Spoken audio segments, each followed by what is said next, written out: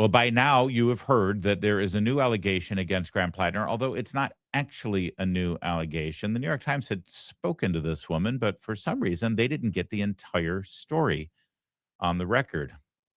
I'm sure that's just some sloppy reporting from those journalists there. Anyway, new accusation is now surfaced against Graham Platner, coincidentally, just 1 week away from the deadline for Graham Platner to voluntarily take himself off the ballot. So the Democrats who care deeply about democracy can then handpick a substitute and place that person on the ballot so that they have a chance of winning the Senate race in Maine. Where have I heard this story before? Well, we'll get into all of that coming up in a bit.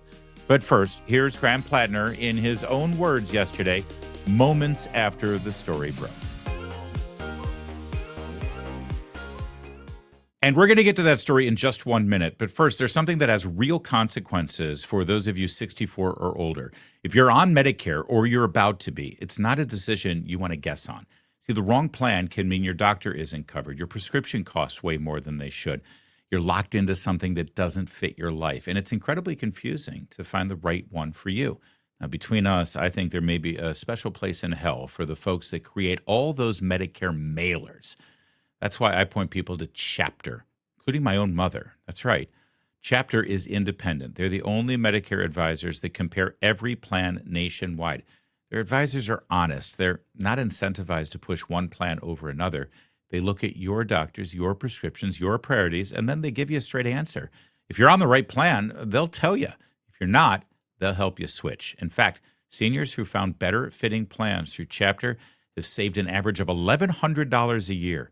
Please call Chapter 580-308-0975. It's free. It's under 20 minutes, but don't guess on this one. 580-308-0975. All right, now back to the video. I wanted to directly address the troubling, serious, and false allegations against me. Any accusation of non-consensual behavior is categorically false. Over the last 10 months, I have been deeply humbled by the faith Mainers have put in me. You have welcomed me into your homes, into your places of work, into your restaurants, into your houses of worship. You have shown that a different kind of politics, one that puts the interests of people over corporations, is not just possible, but is inevitable.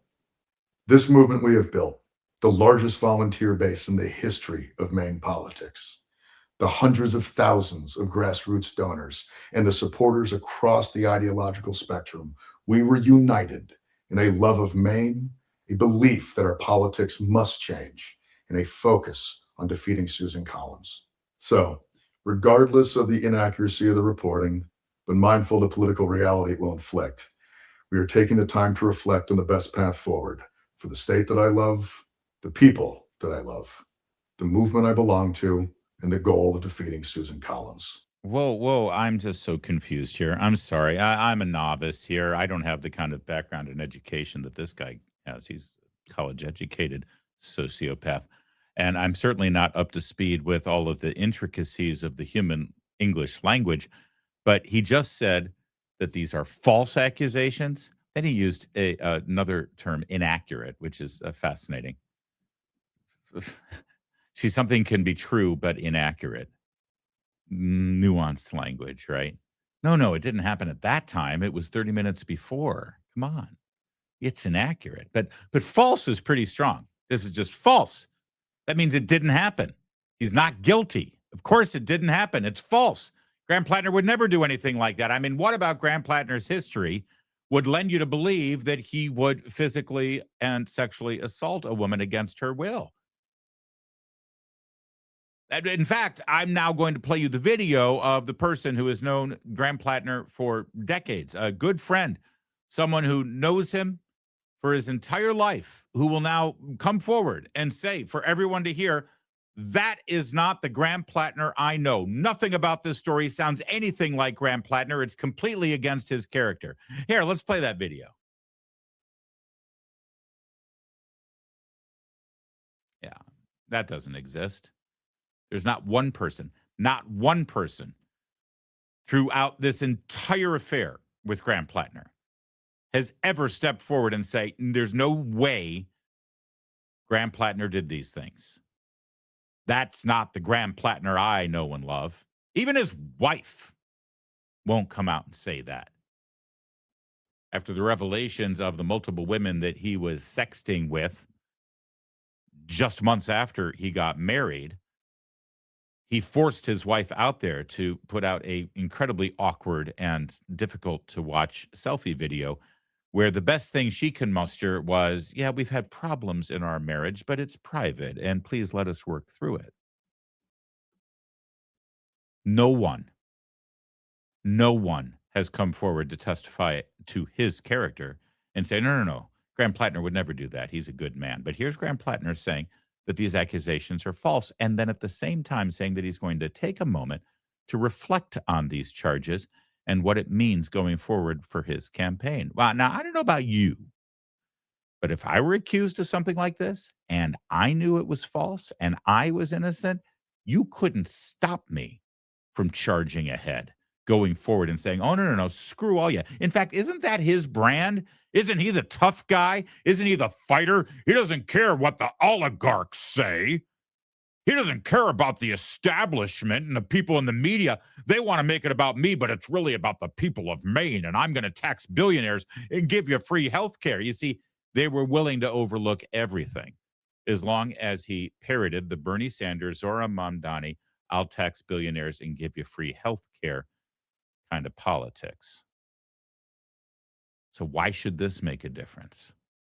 Why would he, in the same video, say this is false, never happened, complete and total fabrication, it's a lie, and yet we're going to pause now and reflect on the way forward for our campaign? Well, I'll tell you why. Because he also got notification that those oligarchs that he hates so much, the ones that fund super PACs, they were turning off the spigot.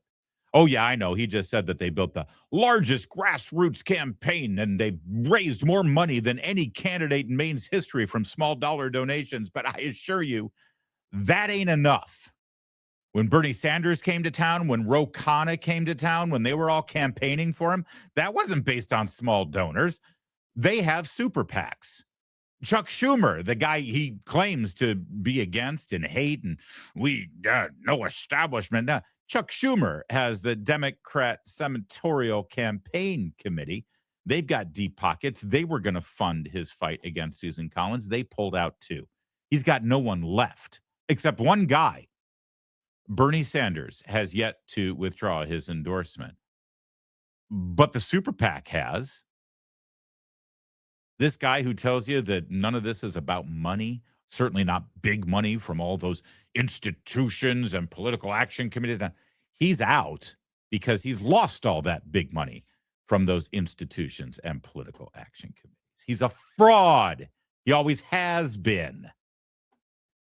And yet, somehow yesterday, there were still some Democrats who hadn't got the memo, and I'm pretty sure there literally was a memo.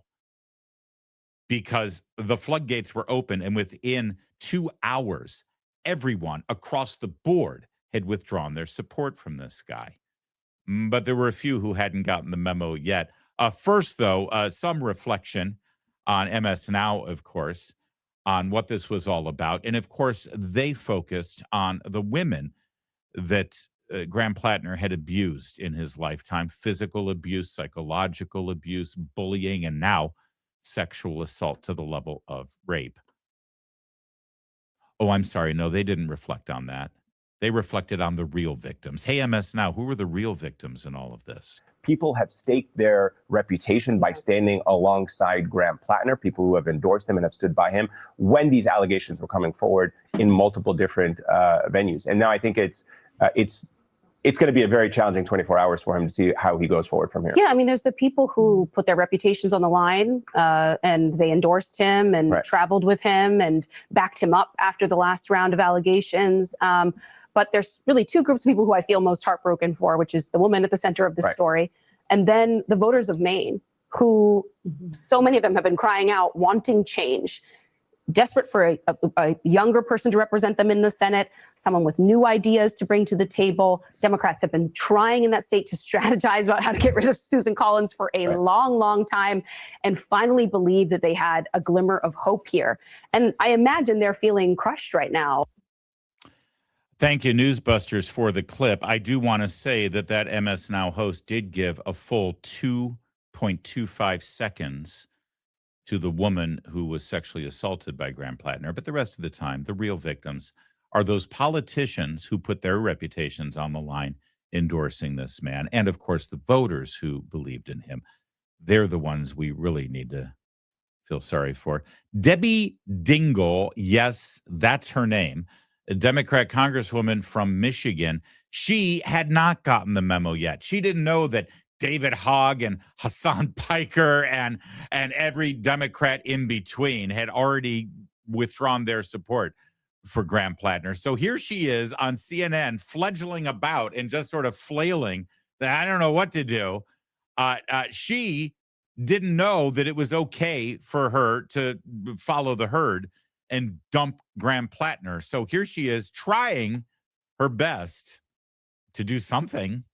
So, like many people, including the candidate that we just heard from, I'm trying to process it.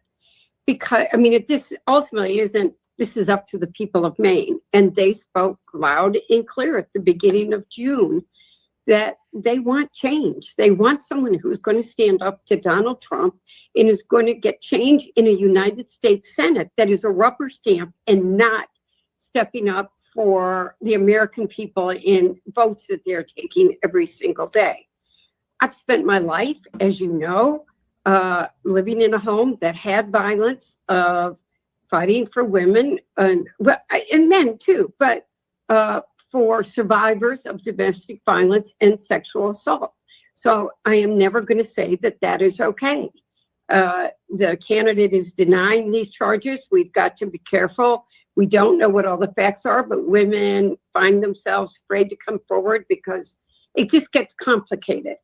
Because of women like you. I'll finish your sentence since you seem incapable of it. Women are afraid to come forward because, well, it's complicated. No, they're afraid to come forward because of women like you, who aren't going to believe them if your political fortunes are at stake. The women did come forward well before this. But Debbie Dingell refused to believe them because you just heard what the priority was, stopping Donald Trump. We need someone to stand up to Donald Trump. And if the best we can do is a lying sociopathic rapist, then hell. Got to do what we got to do. We shouldn't be surprised. This is the party that lionized, celebrated, and memorialized Teddy Kennedy, a guy who killed a woman. But he was on the right side of the abortion issue, so yeah, you got to weigh your priorities. Okay, Debbie, get a handle of yourself. Take a deep breath. I know you can finish a thought here. Go ahead. Keep talking. This is great. What I do know, he said he's taking a step back, and that was a very powerful statement. He understands the need for change and what his path forward is. We need change in the United States House and the United States Senate. I will always be concerned about domestic violence allegations, sexual assault allegations. But I'm also, we got a man in the White House that's a predator, has been convicted of sexual assault, and people's lives are being impacted by this every single day. Yeah, CNN might want to clean that up a bit because he hasn't been convicted of sexual assault. In fact, last I checked, ABC News and George Stephanopoulos had to pay out about $16 million due to a defamation case because George Stephanopoulos did the same thing. Let's just nip this whole comparison to Donald Trump and E. Jean Carroll in the bud for a second here. First of all, he was not convicted of anything. He was found liable in a civil court. It wasn't a jury of his peers in a criminal court. It wasn't found liable of sexual assault, actually. And E. Jean Carroll, unlike this victim of Graham Platner, E. Jean Carroll, the alleged event took place in the 90s, not 5 years ago. And E. Jean Carroll can't even tell you what year it occurred. So there's a bit of a difference. Also, one other distinction, the American people knew full well every little detail of the charges against Donald Trump from E. Jean Carroll. We heard about it ad nauseum from the media, and then we had an election, and the American people evaluated those facts or sketchy details that don't amount to facts, and they chose to vote for him. If Graham Platner wants to put himself out there and say, listen, I deny this, and I'll let the voters of Maine decide, go for it, dude. Go for it. Something tells me that that's not going to end well for him. But Debbie Dingell had more to say, surprisingly. And she, I believe, speaks for the entire Democrat Party when it comes to this election, this candidate, and pretty much any election this year. Do you think that Democrats need to be willing to not play by the traditional rules that have said that this kind of thing should be out of bounds for a candidate? Obviously, Donald Trump, there was the Access Hollywood tape, and then he got elected. Then there was January 6th, and he got elected again. But at the same time, I mean, Democrats have repeatedly said, those are not things that we accept. Where are you on this? I'm never going to accept sexual violence or domestic violence. So let me be very clear on that.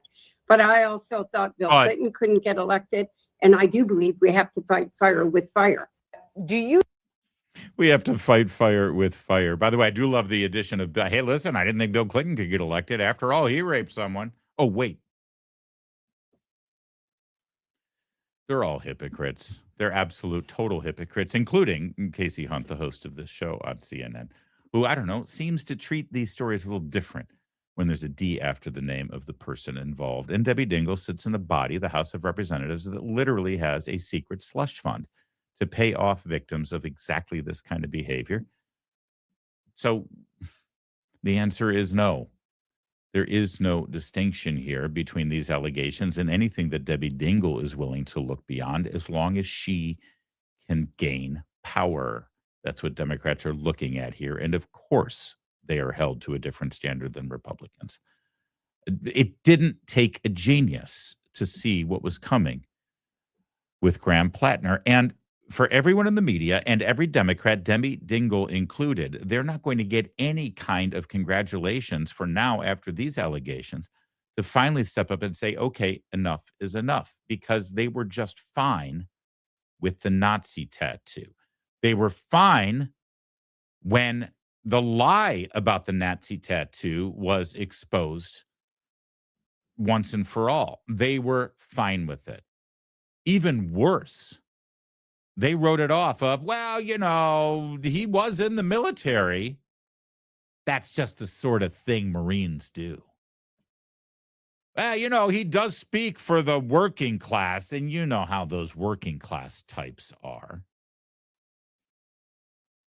It will forever be a black mark against Democrats and the media of this era, who were fine overlooking the Nazi tattoo. And it brought this issue. And by the way, if this story had come out a week from now, when it was too late for them to have Graham Platner voluntarily step off the ballot, they'd be fine with it then too. Because the number one thing they care about is power. Why do they not want Graham Platner to step down before the primary? Well, because then Janet Mills would have won, and they don't think she has as good a shot to run against Susan Collins. So they were fine writing Graham Platner right up until two things happened. Number one, Susan Collins started gaining in the polls. And number two, fundraising started to dry up. Just in case you haven't paid attention, the quarterly fundraising statements were just announced for most candidates running in this 2026 election.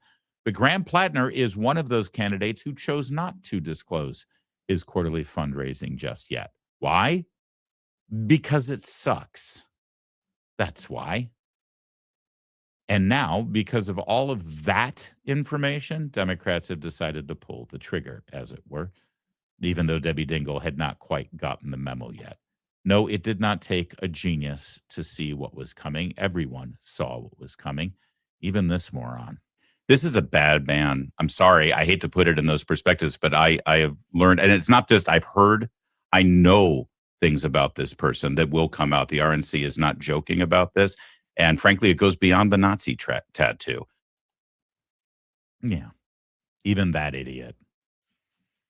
On the morning meeting, streaming live at 9 a.m. every day on Two-Way. Yeah, I did know. And most people in D.C. knew, including Democrats. You remember when the last allegations came around a month ago, and there were a lot of Democrats who said, well, listen, if there was a sexual assault, that's where I draw the line. Elizabeth Warren famously challenged him behind closed doors, but we all learned about it. I wonder why. Was there or was there not a sexual assault? Everyone kept asking about a sexual assault. Why did they keep asking that question? What made them think there would be a sexual assault? They knew there was a sexual assault, and the only question was whether it was going to come out or not. And now it has, with perfect timing, so that the party that loves democracy and warns you that our democracy is in danger if Republicans win elections, that party, they can now remove a candidate and handpick a replacement to put on the ballot without any democracy taking place. Funny how that keeps happening, isn't it? Sure is.